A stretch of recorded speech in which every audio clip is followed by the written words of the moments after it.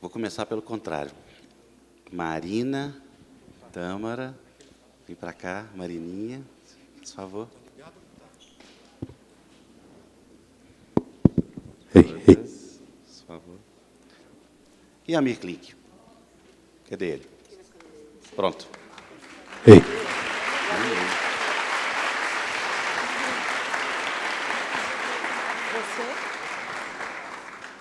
Você gostou, Amir? Eu colocar a Marina aqui, fiz certo? Não fiz? Não? Ele está incomodado. Eu acho que é melhor deixar ele no meio. Senta para cá. Senta aqui. Era brincadeira, porque ela é a única organizada da família. Ela é mesmo. Gente, não tem nada combinado.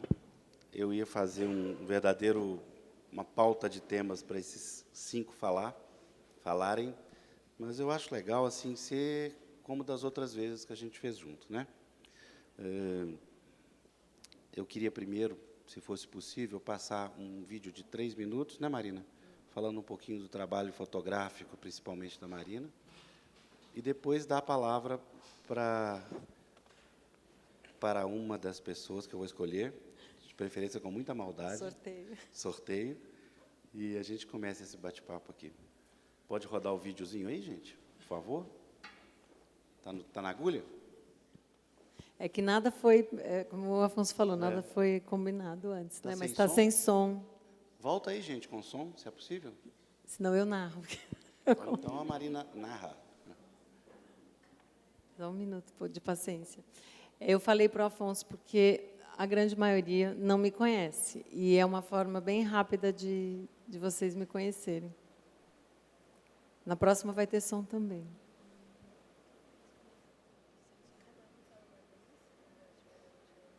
Marina, você vai ter que narrar. Então, deixa eu só... Passando as imagens. Era bonitinho. Hã? Posso? O quê? A minha filha, Marininha, quer me apresentar. Então, você pode apresentar contando a história. Boa ideia. Olha a imagem, gente. Vou narrar aqui. Brincadeira. Bom,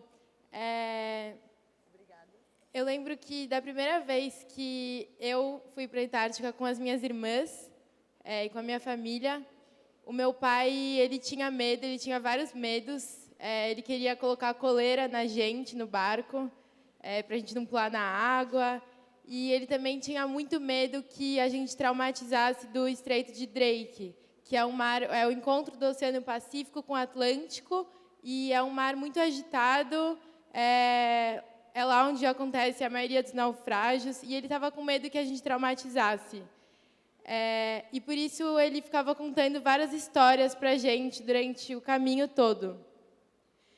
E eu lembro que uma das histórias era que ele contava como era a Antártica, e ele contava que lá tinham aves que comiam os filhotes de pinguins e que ficavam voando, que tinham os filhotes delas, mas que atacavam. Enquanto os pinguins passavam o inverno inteiro cuidando do filhotinho, ela ia lá e acabava com tudo em um instante. E eu não sabia o que eram aves. Eu tinha 5 anos e, para mim, eu achava que aves eram árvores. Então, eu comecei a idealizar. Para mim, a Antártica era cheia de gelo, e aí, do nada, virou a Mata Atlântica, com várias árvores voando e comendo os filhotes de pinguins. E aí, quando eu cheguei lá, na verdade, não era bem assim. E foi bem marcante para mim a primeira vez que as minhas irmãs e a gente viu uma escua realmente, que é essa ave predadora dos pinguins da Antártica, quando ela parou em um ninho de pinguim, que a gente estava tirando foto, e pegou o filhotinho, colocou na boca, e aí ela saiu voando. E aí a minha irmã começou a acompanhar até onde ela ia, com o filhotinho na boca, caindo. E quando a gente viu, ela parou e deixou o filhote de pinguim e colocou na boca do filhote dela, para alimentar o próprio filhote. E depois desse dia, a gente começou a ter uma visão menos restrita das coisas. A gente passou a ver as escuas não só como os grandes predadores, mas também como outros animais que também, assim como sobreviventes, que também precisavam alimentar os próprios filhotes. E isso foi só um dos jeitos que a gente começou a ganhar mais, ter mais aprendizados durante as viagens que a gente fazia, que não eram só viagens de férias com a nossa família. Essas viagens foram a nossa escola, e a gente faltava muito na escola mesmo, fazia lição de casa no barco, fazia as coisas no barco, e a nossa mãe também obrigava a gente a todo dia parar pelo menos 1 hora por dia e registrar tudo aquilo que a gente tinha aprendido. Eu nem sabia escrever direito, então podia ser uma anotação, podia ser um desenho, podia ser fotos, gravar o som dos animais. E todo dia a gente fazia esse registro e concretizava aquilo que a gente tinha aprendido, os lugares por onde a gente tinha passado, os nomes das espécies de animais que a gente tinha visto. E no começo era muito chato, mas depois de um tempo a gente começou a perceber que aquele conhecimento todo que a gente passou a registrar, ele estava servindo para alguma coisa. E esse tipo de registro passou a ser não mais uma coisa chata que a gente tinha que fazer durante as viagens, mas passou a ser um propósito para a gente continuar viajando e começar a contar para outras pessoas aquilo que a gente tinha aprendido. A gente começou para a nossa sala, depois a gente começou a contar para outras salas da nossa escola sobre o que a gente aprendia nas viagens, e hoje a gente está aqui contando para vocês. E tudo isso eu devo aos meus pais, que insistiram bastante no começo, até que isso virasse uma coisa natural e que a gente faz com muito prazer.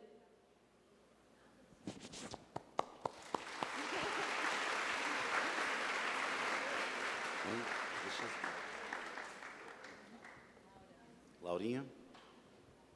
Olá, boa noite. Desde pequenas, a gente cresceu nesse mundo dos barcos e cresceu perto do mar. E quando a gente era pequenininha, em vez de ir nos parques de diversões, a gente ia no estaleiro, onde o barco levou 8 anos para ser construído. Então, todo fim de semana, a gente ficava passeando pelo pátio do estaleiro e brincando perto do casco do barco. Desculpa, eu tô falando. E levou bastante tempo até que a gente pudesse realmente viajar e estar junto em família num barco. E, como eu não conhecia a Antártica, meu pai ia quase sempre para lá, e minha mãe era a pessoa que ficava em casa tomando conta da gente. Então, minha mãe cumpria essa função de ser não só mãe, mas também pai. Ela era nosso pai e nossa mãe. E eu imagino que a gente tenha dado bastante trabalho, mas ela foi ensinando a gente a ter orgulho da distância e a ter orgulho do que o nosso pai fazia. Porque como é que ele ia trocar tanto tempo para poder ficar em um lugar tão longe da gente? Então, depois de um tempo, a gente começou a entender que isso também era importante para ele. E ela ensinou que fazia parte daquilo que ele gostava de fazer na vida. Então, a gente foi se acostumando com essa ideia e, aos poucos, a gente queria ir conhecendo esse lugar para onde ele tanto ia. E a primeira vez que a gente foi para a Antártica não foi com Paraty 2, mas foi pelos livros. Minha mãe gosta muito de fotografia. Nessa época, ela ainda não tinha o livro de fotografia dela, e hoje ela já tem. E ela mostrava as imagens de onde ele ia, ela mostrava as fotos, contava histórias. E meu pai, quando voltava de viagem, também contava as histórias. E eu tinha uma ideia do que era a Antártica, eu achava que eu tinha muito conhecimento sobre isso. E teve um dia que eu fui para a escolinha, eu tinha 6 anos, e aí a gente estava aprendendo sobre os polos. E a professora falou para a gente se dividir em grupo, e a gente se dividiu. E aí ela falou que meu grupo deveria desenhar a Antártica, e o outro grupo o Ártico. E aí eu sentei no chão junto com os meus amigos, de 6 anos também, e eu decidi contribuir no desenho, e aí eu fui lá e fiz um sol. E aí uma das crianças virou para mim e falou assim, mas na Antártica não tem sol. Aí eu falei, não, tem sim. E ela falou, não, não tem sol, lá é frio. E aí um comentário que é tão bobo, assim, e sem fonte alguma, mas eu olhei e eu comecei a realmente me questionar, nossa, mas será que a Antártica tem sol? E com essa idade, como eu nunca tinha ido para lá, eu podia imaginar qualquer coisa. A Marininha imaginava que tinha árvores, e eu comecei a imaginar uma Antártica sem sol. Até que eu fui para lá e tinha sol, mas a criança que disse que eu estava errada também não estava totalmente errado, porque, na verdade, na Antártica tem 6 meses de sol e 6 meses de noite, que é o que a gente conhece por verão e inverno. Lá é um pouco mais radical. E eu adoro a luz do dia, então, para mim, não tinha nenhum problema em dormir com a luz do dia. E, às vezes, a gente ficava brincando até 3 da manhã, sem perceber que era 3 da manhã e não 8 da noite.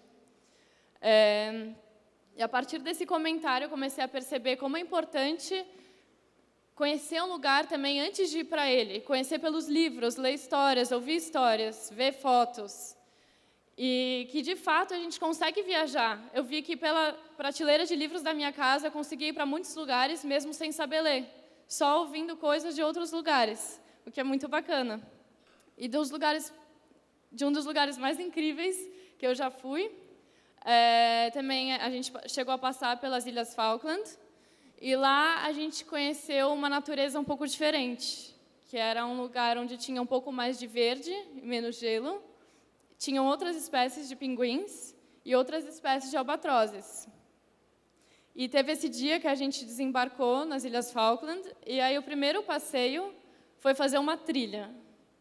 Eu não sou muito de trilha, e quando eu era menor, eu tinha pernas menores também, e cansava muito mais rápido. E essa trilha durou quase 3 horas, e a gente começou a andar, e não chegava. E aí eu só sei que uma hora eu perguntei, nossa, mas será que a gente não vai chegar nunca? E aí, de repente, quando eu estou no finzinho da trilha, sem saber que eu estava no fim, eu dou um passo para frente, olho para baixo, e eu estou em cima de um penhasco. Em volta existiam milhares de albatrozes voando, e eu olhei aquilo tudo e falei, nossa, valeu a pena. E a gente começou a observar esses albatrozes, e era muito engraçado porque alguns deles davam pulinhos no ninho. E aí eu virei para minha mãe e perguntei, mas por que será que eles ficam dando pulinhos no ninho? Era um hábito engraçado deles. Vai ver que não era nada. Aí ela me disse que os albatrozes, filhotes, eles passam meses no ninho e eles ficam treinando para o dia do grande voo. E eles pulam desse penhasco em que a gente estava, e se eles errarem, eles morrem. Isso foi um pouco chocante. Aí a gente começou a observar os albatrozes e eu fiquei me perguntando como será que isso acontecia. E o que a gente também aprendeu foi que os albatrozes, naturalmente, eles são aves, sabem voar, mas alguns erram também. E tem uns que no dia do voo não conseguem. E tem outros, por exemplo, que têm medo. Então, alguns pais de albatrozes se veem forçados a empurrar eles desses penhascos, enquanto eles caem, eles têm que aprender a voar para não morrer. Isso foi extremamente impactante para a gente, porque também, de certa forma, é muito parecido com o que a gente é. E muitas vezes a gente tem medo de voar e seguir em frente. E foi uma das maiores lições que eu acho que eu aprendi viajando. E é isso, eu vou passar para a Tamara. Obrigada.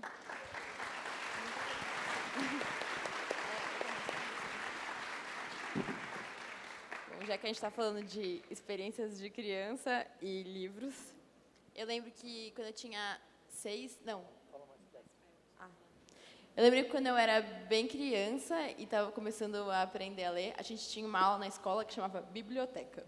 E aí, na aula de biblioteca, a gente estava numa sala, nos puffs no chão, um monte de livros em volta, e a professora de biblioteca, ela começava a ler histórias para a gente. E o primeiro livro longo que a gente leu era um livro que me marcou muito, era a história de uns gigantes que moravam numa cidade, mas ninguém sabia que eles existiam. E a única pessoa que sabia que eles existiam era uma menina que acordava bem cedo, e ela ia visitar eles, um deles encontrou com ela e tinha uma história assim que me deixava muito encantada dessa relação que ela construiu com bichos que ninguém sabia que estavam por lá. E no mesmo ano que a gente leu esse livro, na aula de biblioteca, nossos pais falaram para a gente que a gente ia para a Antártica. E foi quase como ser convidada para entrar dentro de um livro, porque a Antártica já povoava meus pensamentos e meu imaginário há muito tempo, mas eu nunca tinha imaginado que eu ia fazer parte de uma viagem dessas. Eu só imaginava que naquele lugar tinham homens bravos, fortes, barbudos, que não tomavam banho, e nunca imaginei que a gente, sendo crianças pequenas, ia poder participar disso. E a gente entrou no barco e foi. E foi um caminho difícil mesmo.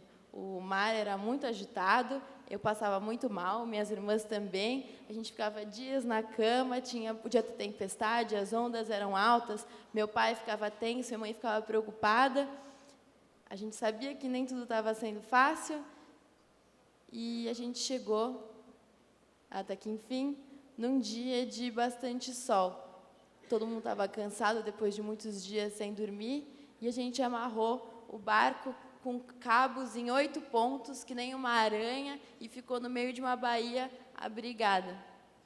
Todo mundo dormiu exausto e eu lembro que no meio da noite eu senti o barco mexendo muito. As coisas começaram a cair, bater, e eu olhei em volta, não entendi o que estava acontecendo, e pensei, será que está tendo uma tempestade? Olhei para cima e na gaiuta, que é a janela que fica no teto, tinha o sol.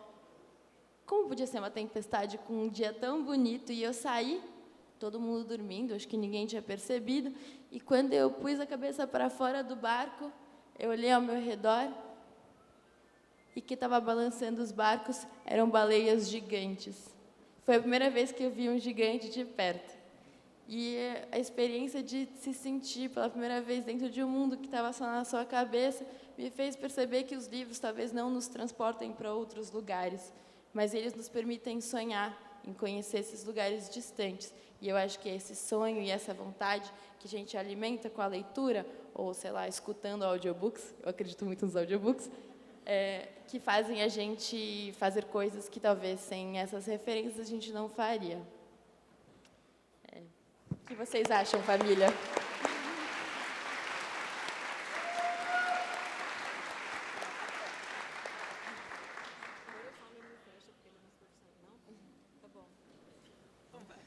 Seguinte, eu tenho essa parceria de lançamento de livro e palestra com a Amir, já tem uns 7.787 anos, né? Sempre um papo tem 32 anos, a gente está lá pela faixa dos 30, né, Amir, mais ou menos? Não é?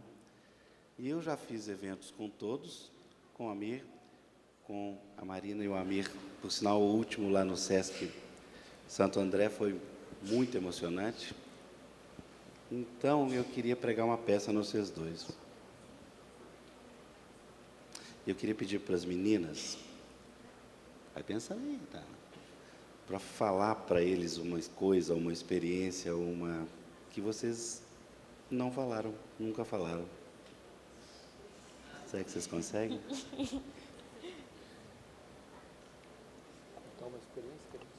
Não, quem vai falar as meninas para vocês. Elas, não você. É uma história que vocês nunca contaram e que agora vão contar. Ainda começa. Claro, mas Sempre sobra para É Cassi. sempre ela, Nina. Bom, Ó, gente, isso não é combinado, não, viu? Vocês viram que eu falei no ouvido das duas ali agora.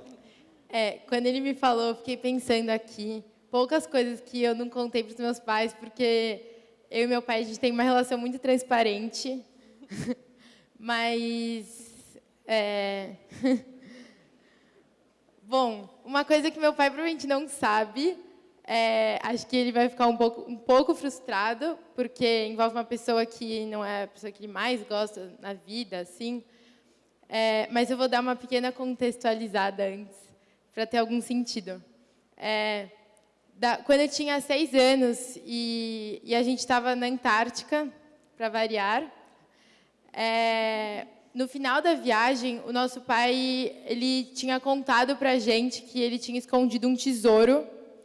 E eu tinha uma imaginação muito fértil E, para a gente, tesouro era aquela coisa, né? Tipo, achar o tesouro, a gente vai ficar rico. Tesouro do Piratas do Caribe, assim. E, na verdade, era um tesouro um pouco bobo, assim. Era só uma brincadeira que ele tinha feito, uma viagem antes, para ter uma desculpa para voltar para a Antártica.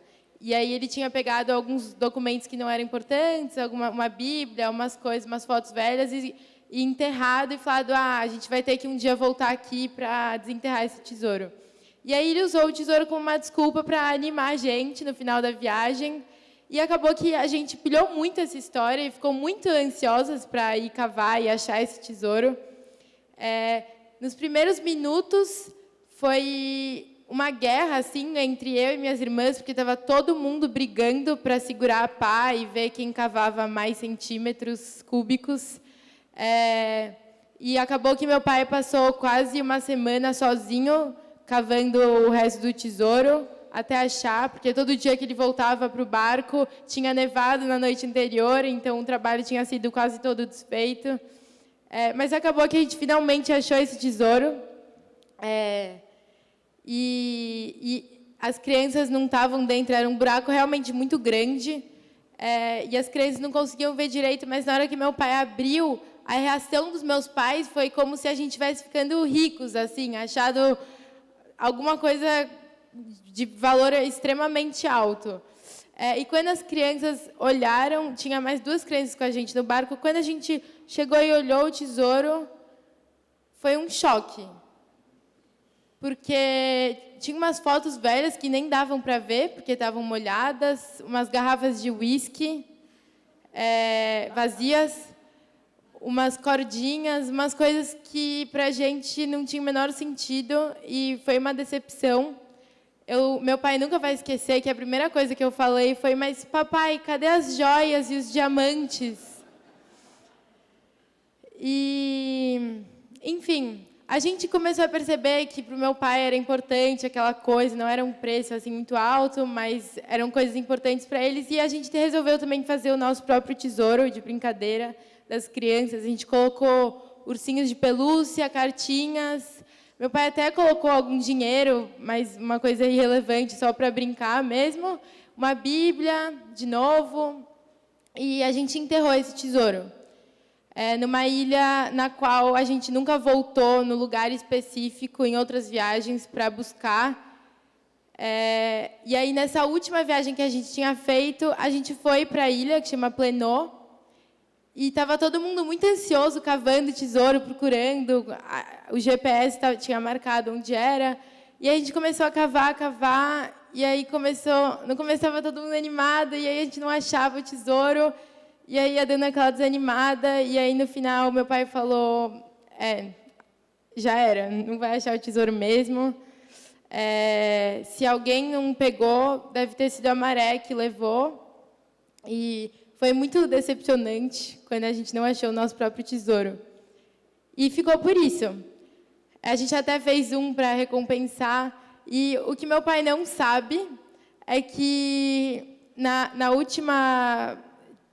tem um festival, acho que é a Semana de Vela dele, a Bela, tem todo ano. A gente foi lá, ano passado, sem a presença do meu pai. E a gente encontrou uma família que... O meu pai não é assim melhor amigo do cara, mas é uma família que faz charter para a Antártica todo ano, eles vivem disso. E aí a gente estava conversando e eles falaram, inclusive, eu achei uma caixinha que vocês enterraram lá na Antártica. Aí eu falei, uma caixinha? Como assim uma caixinha? Eles falaram, tinha uns ursos de pelúcia, umas coisas que a gente jogou fora, e o dinheiro a gente usou e gastou num restaurante lá em Ushuaia.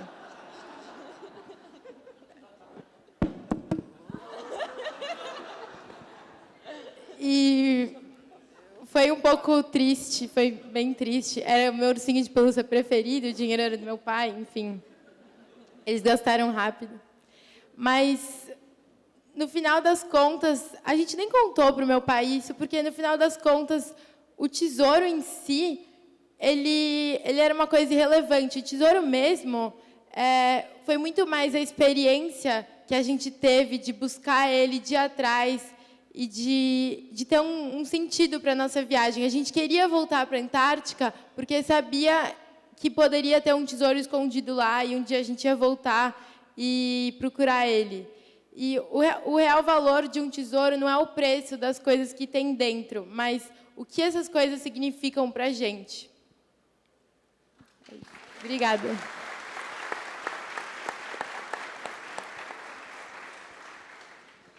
À vontade. Eu estou pensando aqui em uma coisa. Posso falar? Tá, Tamara, você pode começar? Pode. É que eu quero que meus pais falem também. Tá bom. Deixa eu pensar. Teve um dia... Durante muito tempo, eu sinto que a gente viajou como passageiras no barco. As pessoas do meu colégio tinham a impressão que eu sabia tudo o que estava acontecendo.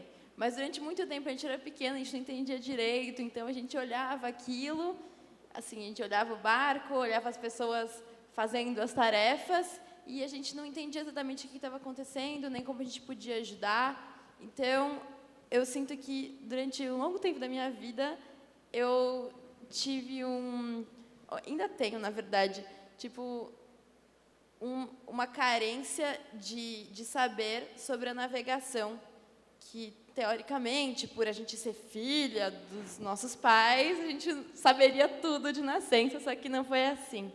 E desde o ano passado, eu comecei a me colocar o desafio de suprir essa carência. E eu comecei a querer suprir isso meio longe dos meus pais. Então, eu não queria mais viajar sempre com eles, eu não queria mais depender do saber deles, eu queria aprender a navegar por outras fontes. Eu ainda estou nesse processo, tem muita coisa que eu preciso aprender. Mas nesse caminho de tentar ir descobrindo o que significa navegar, o que é saber usar os instrumentos, o que é manter o barco ou não, eu percebo que muitas das coisas que eu achei que eu não soubesse, de algum jeito, entram por, não sei, uma cultura, assim. Então, às vezes, eu estou no barco e muitas vezes eu me sinto muito solitária, mesmo que tenha um monte de gente em volta, mas é como se eu olhasse para aquelas pessoas e nenhuma delas entendesse o que é a nossa cultura de navegar, que não está em saber usar os instrumentos, não está em saber ler as ondas, as correntes, não está em saber o que fazer quando tem mau tempo, mas é justamente em ver o que está acontecendo a mau tempo, ter se preparado para ele, e quando ele está acontecendo e a gente está preparado, é ficar junto no barco, esperando o tempo ruim passar, e fazendo o dom, que é um macarrão japonês, com cogumelo, e ficar contando histórias uns para os outros. E eu acho que é uma coisa que eu percebi faz pouco tempo, assim, mas que dá um sentimento que eu nunca expliquei.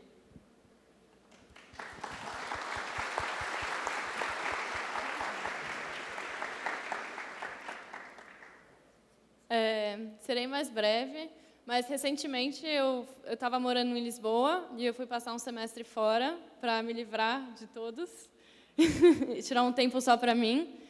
E durante esse tempo todo mundo falava: prepare-se, depois que você for, você não vai mais conseguir voltar para casa. Não vai dar certo, você vai brigar com seus pais e vai querer morar sozinha o resto da vida. E esses meses foram incríveis, eu fui para lugares incríveis e que, de fato, eu voltaria e talvez cogitasse morar depois. Mas é engraçado como que, mesmo depois de visitar tantos lugares que você se encontra, assim, tem viagens que você vai para um lugar e se fala: nossa, que lugar incrível, me encontrei. E mesmo depois de me encontrar em tantos lugares que eu já visitei sem a minha família, só foi agora que eu percebi que, de fato, eu parei para pensar e falei: nossa, de fato, o meu lugar não é aqui. O meu lugar é com eles. E leva muito tempo para descobrir qual que é seu lugar no mundo ou o que você vai fazer depois. Mas tem vezes que você simplesmente se sente em casa ou sente que as pessoas que estão ali têm tanto a ver com você que não teria como trocar. E essa experiência de ter crescido perto do mar, em Paraty, e ter tido a oportunidade de visitar tantos lugares incríveis, mesmo com pouca idade, me fez ver que, mesmo depois de dar a volta ao mundo, que meu lugar, de fato, era aquilo que estava mais perto de casa e não mais longe. Então, acho que é isso. Eu só tenho a agradecer para os meus pais também, que não é sempre que a gente agradece, mas que, na verdade, eu aprendi que perto é muito mais meu lugar do que viajando e, enfim, procurando outros lugares para viver.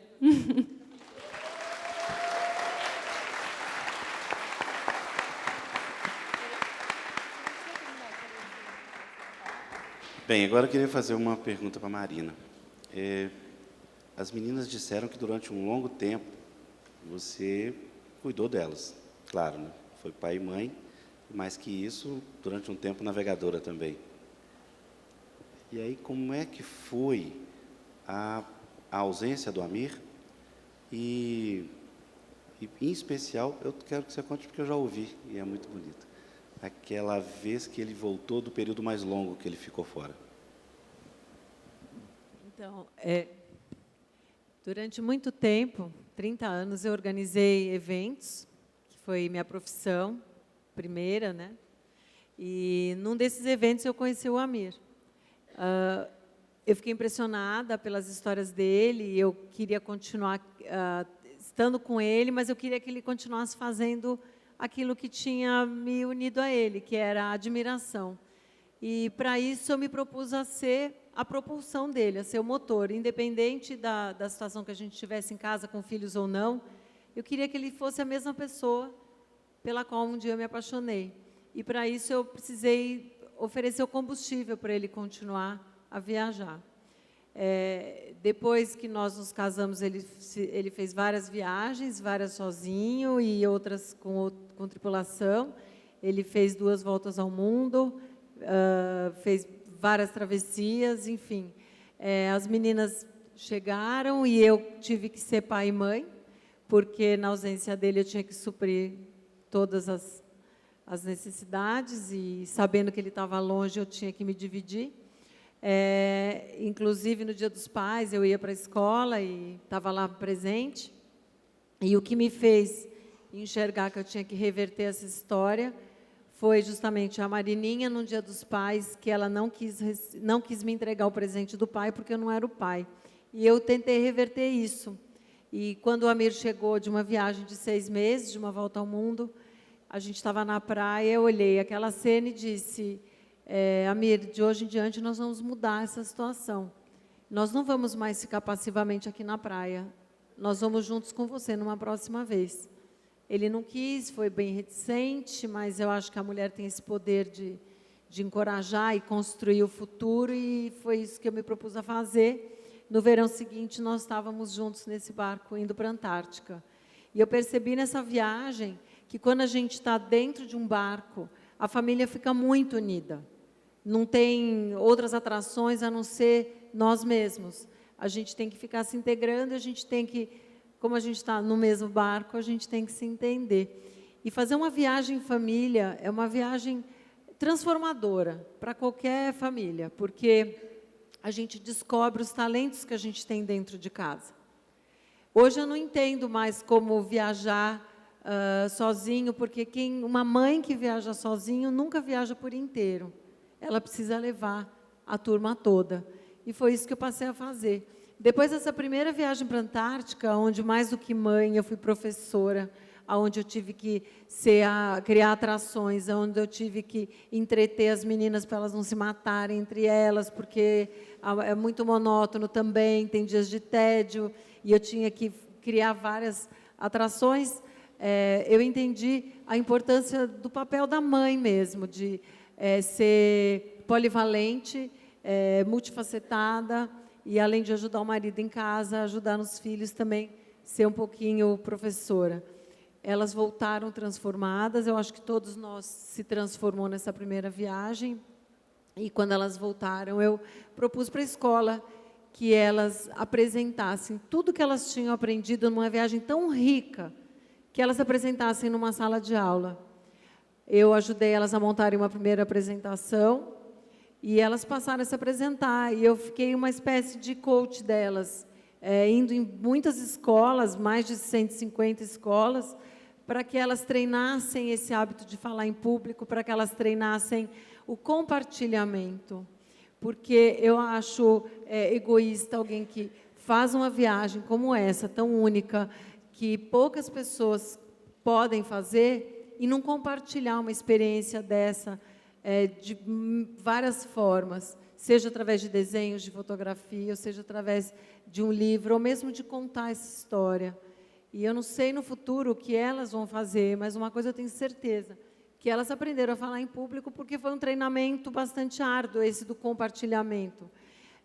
Quando elas aprenderam a falar, foram surgindo oportunidades de publicar um primeiro livro, ajudei elas a fazer esse livro, que está na 10ª edição, que se chama Férias na Antártica, onde eu sei que crianças do país inteiro estão dividindo com a gente uma experiência que a gente teve, que só aconteceu porque eu obriguei elas a fazerem os seus diários. Foi sob protesto, mas eu acho que sem os diários, elas jamais teriam feito o trabalho que elas fizeram depois. Fizeram esse livro, está adotado hoje pela Rede Pública de Ensino. Foi quando eu criei coragem, de um dia que eu estava no Alto do Mastro, vou contar essa história porque é importante, que estava no vídeo. Estava no Alto do Mastro, fotografando essa viagem, quando eu vi o Amir gritar: desce daí, Marina, as fotografias que você faz não servem para nada. E essa fotografia, essa frase foi tão profunda em mim, assim, no coração. Profunda não, você devia ter dado nele, né? Então, tem gente que falou, você atirou... lá de cima do mastro, bem você pesada, atirou a câmera na cabeça dele. Eu não atirei na cabeça, nem joguei no mar. Eu acho que assim, me fortaleceu muito para descer lá de cima do mastro, sabendo que eu ia fazer alguma coisa com aquilo. E hoje eu enxergo que ele tinha razão. Se ele não tivesse dito isso, as fotografias que eu fiz não teriam servido para nada. Mas é bom, às vezes, a gente levar uma bronca. A gente sofre e a gente cresce com o sofrimento. Depois desse livro das meninas, eu acabei fazendo o meu primeiro livro de fotografias. Depois eu fiz um segundo livro de fotografias. Agora eu estou editando um terceiro livro, além das exposições que eu tenho feito. E, mais do que tudo, eu acho que o meu grande tesouro é o lançamento do meu livro agora, no mês que vem, na Flip, que é um livro dedicado ao público infantil. A voz do livro é a voz de uma família que viaja, onde tem o pai. Tem 3 meninas, cada uma gosta de um lugar. Elas conhecem os biomas, diferentes biomas do planeta. E, estranhamente, uma delas perguntou um dia: mãe, você já viu que coisa estranha? Nas férias, a gente só vai para lugar que não tem ninguém? E eu fico pensando, né? Não era coincidência, foi tudo um plano. Eu acho que o que eu procurei dar para elas é dar aquilo que eu gostaria de ter tido, e nem tudo eu tive, mas eu procuro fazer com que elas sejam multiplicadoras de experiências muito bacanas e que sejam influenciadoras de crianças da idade delas, que, ao invés de ficar olhando para a tela de um celular, olhem para o mundo que espera do lado de fora da janela da gente. E o grande tesouro é esse livro, que abre essa oportunidade, é um convite para as crianças conhecer o mundo verdadeiro, mais um mundo real e menos o mundo digital. E vai se chamar Vamos Dar a Volta ao Mundo? E é exatamente a história de uma família cujo pai constrói barcos, cada filha gosta de uma coisa, e a mãe fica por trás, quase invisível, só que de uma maneira muito concreta eu sei que eu estou presente na vida de todos eles.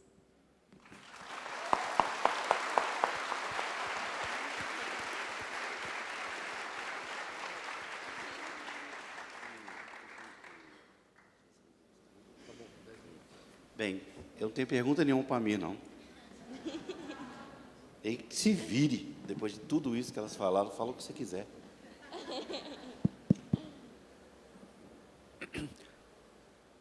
Bom, Afonso, queria dar parabéns para você. Eu acompanho a sua jornada com sempre um papo.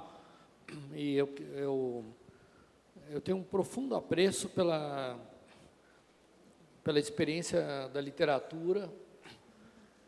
Eu fui um leitor tardio e eu acho que você fez um trabalho no Brasil assim muito especial.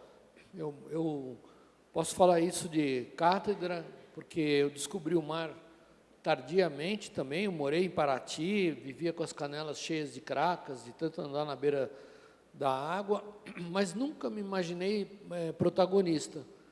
E depois que eu comecei a ler, com 11 anos de idade, eu fui descobrindo que a literatura era uma maneira absolutamente fantástica de viajar. Meu pai viajava pelo mundo inteiro, minha mãe morou em vários países, mas a gente não saía dos mesmos lugares. E uma das formas que eu encontrei de enxergar outros lugares foi através dos livros. Então, nós estamos num evento literário aqui, e eu sei desse poder mágico que a literatura tem. Seja literatura de ficção, de viagem, romance, crônicas, todo tipo de literatura. E é engraçado porque a atividade que eu faço hoje, muita gente tem vontade de fazer. Eu sei que a gente acaba contaminando outras pessoas com esse desejo de viajar pelo mundo, mas é uma coisa muito interessante, é como se fosse uma literatura física.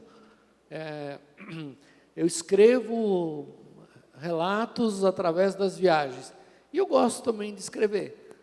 Às vezes eu estou inspirado e capricho um pouco mais, às vezes menos, e eu acho que, de uma certa forma, eu acabei contaminando a minha família, outras pessoas e tantas outras que eu nem conheço. E eu me encantei por esse mundo onde você carrega as pessoas num veículo que você constrói na tua mente. Então, eu construí vários veículos, alguns reais, outros imaginários. Fico muito contente hoje de ver que as meninas têm uma autonomia própria, elas têm as histórias delas. A Marina está toda emocionada, feliz agora, está lançando um livrinho novo, e de alguma maneira eu sei que eu acabei contaminando. Talvez não tenha sido com as viagens que eu fiz, eu acho que talvez foi com a experiência de relatar isso. E eu fui muito cuidadoso nesse mister de relatar. É difícil relatar. Então, eu tenho um profundo respeito por quem sabe usar a linguagem para construir relatos de todos os tipos. Acho muito importante. A gente vive num país onde a gente tem uma tendência a não valorizar os nossos próprios relatos, e recentemente eu estava conversando com a Marina sobre o futuro, como será o futuro. O futuro, eu não quero deixar nada para as minhas filhas, elas estão todas ávidas de fazer as suas próprias coisas, e eu já falei para a Marina, eu quero ser rico, eu decidi que eu vou ser rico, e eu vou ser rico do jeito que eu quero no dia em que eu não tiver mais nada, nem a minha casa, nem um carro, nem uma bicicleta, nem a roupa do corpo, porque hoje é possível, hoje a gente tem aplicativos, nós não precisamos mais ter os bens, nós precisamos ter as experiências, os benefícios.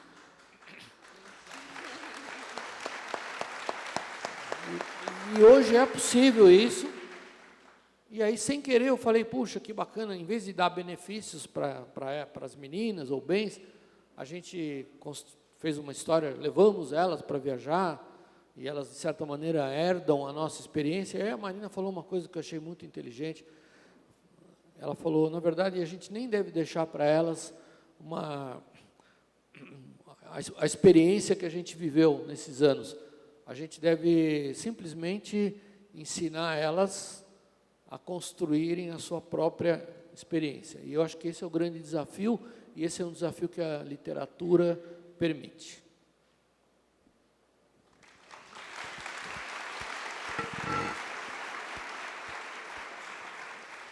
Marina, não estou satisfeito, não. Fala um pouquinho mais, principalmente dos retornos, das ausências e os retornos. O Almir fala muito bonito aquela vez que ele chegou da invernagem, e o que ele viu e o que ele sentiu. Queria que vocês dois triangulassem, falassem sobre a experiência da ida e da volta.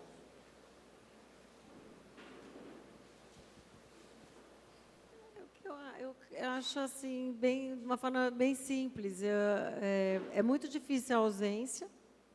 Qualquer pessoa que goste de alguém sabe que é difícil a gente mentalizar a presença na ausência.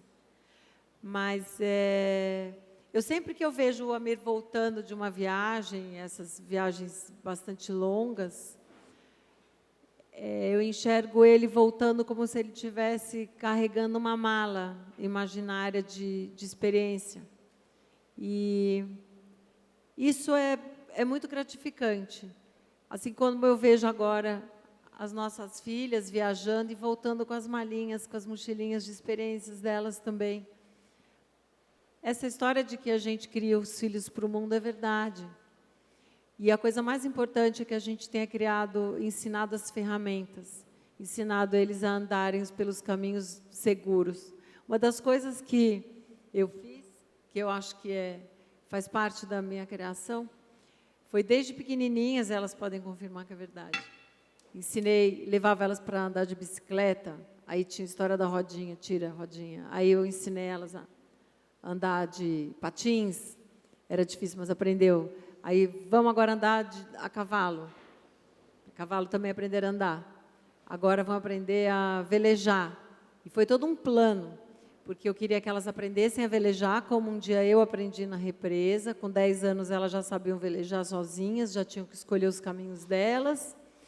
E quando a gente foi para a Antártica, eu levei um barquinho escondido dentro do nosso veleiro, nem o Amir sabia.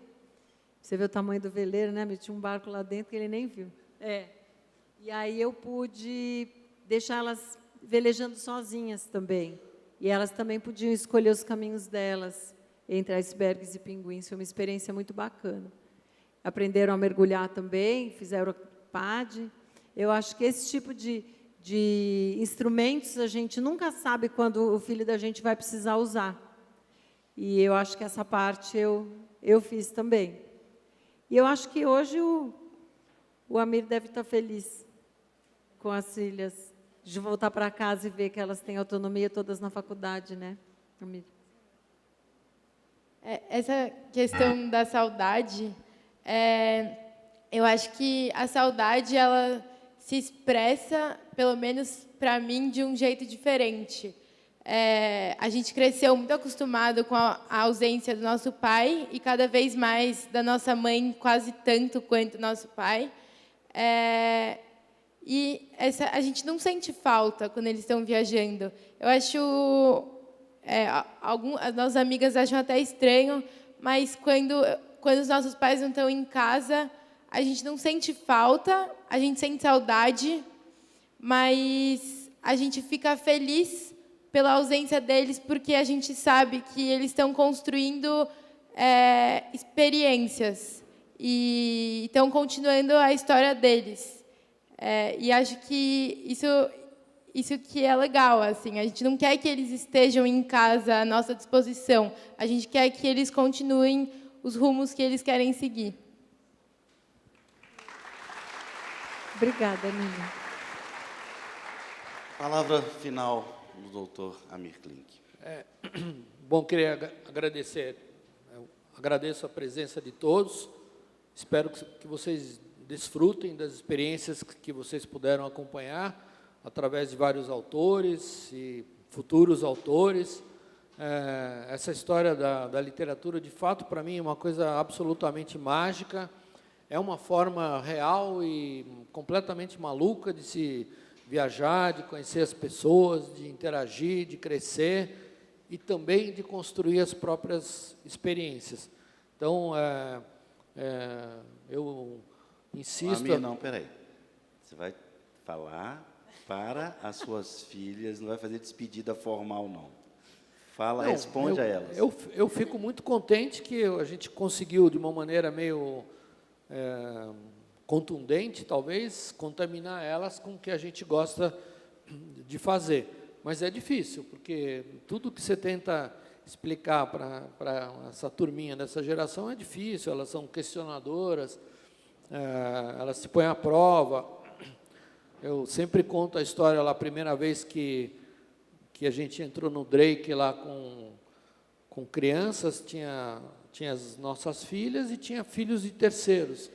E eu estava completamente maluco, de pavor, porque o mar estava ruim, se cai uma criança no mar, não tem como voltar para buscar. Tinha ondas grandes, não sei o quê. E eu tentei falar e não conseguia falar. Eu descobri que falar na ONU é mais fácil do que falar para meia dúzia de pentelhas. E aí eu catei um moleque que passou lá, eu falei, tá vendo aquela loirinha lá na frente? Era a Nina que estava lá, bem na proa do barco, lá, se pendurando. Lá. E a gente estava no Drake, temperatura abaixo de 0. Eu falei, tá vendo? Ele falou, eu sei, é sua filha de 6 anos. O menino não gosta de meninas de 6 anos, né? Ele gosta mais velhas. Eu falei, eu não, só queria que você soubesse porque que se ela cair no mar agora, eu não vou voltar para buscar ela. Aí, silêncio, ele ouviu, ficou paralisado. Ele falou, você não vai voltar para buscar a sua própria filha? Eu falei, claro que não. Mas por quê? Eu falei, ué, porque eu tenho mais 2 filhas. Mas como assim? Eu falei, se a Nina cair na água agora, nós vamos ter que, para voltar e buscar ela, nós vamos ter que amarrar a vela grande do mastro de popa, enrolar a buja, prender a retranca, amarrar a grande do mastro de proa, prender a retranca, enrolar a buja, soltar o freio de boreste, o freio de bombordo, esquentar o óleo diesel da partida no motor 1, começar a volta, vai levar 1h20. Uma criança nessa água gelada dura 4 minutos, ela já morreu a 1h16. Eu não vou voltar para buscar uma filha que já está mortinha, se eu tenho mais 2 para preservar, você entendeu? E o moleque, na hora, entrou para dentro e nunca mais saiu. Eu falei, é importante ter um bom discurso. O discurso tem que ser bom. Eu fiquei orgulhoso, falei, esse moleque eu fiz entender. Só que a gente esquece que essas criaturas malditas crescem. Elas crescem e elas mastigam tudo aquilo que a gente fala. 6 anos depois, né, a Tamara já tinha 14, 16 anos, não me lembro quanto, a gente estava na Antártica, voltando de uma base ucraniana, não sei o quê, quando faltava 100 metros, sei lá, alguns metros para chegar no barco, ela levantou no botinho, e na hora de pular no barco, tibum, caiu no meio do mar gelado, pulou no mar gelado. A Marina deu um grito, até hoje eu tenho um zumbido aqui no ouvido esquerdo. Ela, falei, desgraçada, ela pulou na água gelada. Eu voltei, agarrei pelo pescoço com vontade de quebrar o pescoço dela. Falei, o que é isso, minha filha? Levantei ela, não achei de gelinho no cangote dela, na gola do casaco. Falei, o que é isso, minha filha? Ela falou, não, eu só queria saber se você ia voltar para me buscar. Então, elas testam. Obrigado, espero que vocês desfrutem da Felipe Arachai. Valeu, gente. Daqui a pouco, José Miguel Wisnik, todo mundo aí, não precisa sair, não. Obrigada.